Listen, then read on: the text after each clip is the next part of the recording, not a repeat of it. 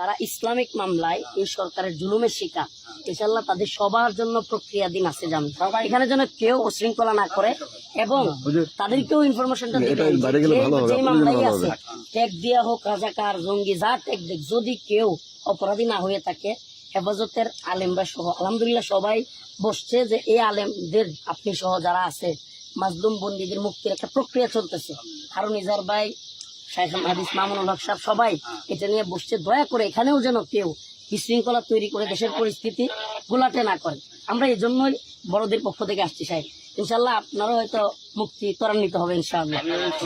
বিশৃঙ্খলা করলেই ঝামেলা হবে।